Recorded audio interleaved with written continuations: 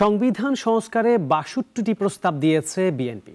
দলটির স্থায়ী কমিটির সদস্য সালাউদ্দিন আহমেদের নেতৃত্বে ২ সদস্যের দল লিখিত আকারে কমিশনের কাছে এই প্রস্তাব জমা দেয়। পরে বিএনপির এই নেতা বলেন, উপরাষ্ট্রপতি, উপপ্রধানমন্ত্রীর পদ সৃষ্টিসহ বেশ কিছু বিষয়ে বদল চান তারা। সংস্কার প্রস্তাব জমা দিতে সকালে জাতীয় সংসদ ভবনে সংবিধান সংস্কার কমিশনে যান বিএনপি সিনিয়র নেতা সালাউদ্দিন আহমেদের নেতৃত্বে ২ সদস্যের দল।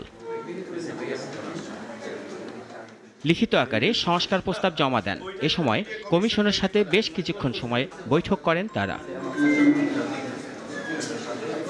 পরে বিএনপি নেতারা বেরিয়ে এসে কথা বলেন সাংবাদিকদের সাথে। জানান, সংবিধানের মূল প্রস্তাবনায় কিছু নতুন প্রস্তাব করা হয়েছে। এছাড়াও কিছু সংশোধনীর প্রস্তাবও দেওয়া হয়েছে।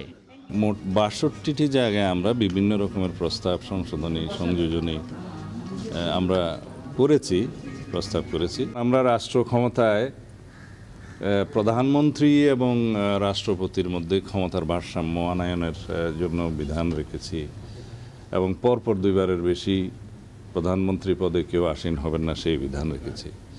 আমরা নতুন করে পার্লামেন্টের উচ্চ কক্ষ সৃষ্টির বিধান প্রস্তাব করেছি। সংসদ না থাকায় সংবিধান কিভাবে সংশোধন হবে?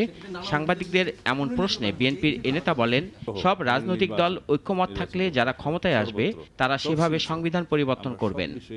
তো যে সমস্ত বিষয়ে ঐক্যমত পোষণ হবে সেগুলো আমরা যদি অঙ্গীকার করি এবং নির্বাচনী ম্যানিফেস্টোতে যদি সেটা প্রতিফলন করি, তাহলে পরে সবার একটা অঙ্গীকার থাকবে যে পরবর্তী পার্লামেন্টে যারাই আসুক তারা সেই সংবিধান সেইভাবেই পরিবর্তন করবে। আর সংস্কার কমিশনের প্রধান বলেন, প্রস্তাব জমা পড়েছে, কমিশন সেগুলো বিশ্লেষণ করছে। যে মতামতগুলো এসছে সেগুলো আমরা বিবেচনায় নেব। বিবেচনায় নিয়ে সেগুলির মাধ্যমে যেখানে যে ধরনের সুপারিশ করা দরকার আমরা সেই সুপারিশগুলো। কমিশনের অফিসিয়াল ওয়েবসাইটে এখন পর্যন্ত ৪৭,০০০ সাধারণ মানুষের প্রস্তাব জমা হয়েছে। এছাড়াও ২৮টি সংগঠন, ২৩ জন সুশীল সমাজের প্রতিনিধি, ৫ জন সংবিধান বিশেষজ্ঞ এবং ১০ জন তরুণ চিন্তাবিদের সাথে মতবিনিময় করেছে কমিশন বলেও জানান কমিশন প্রধান। রাশেদুল কাদির, নাগরিক, ঢাকা।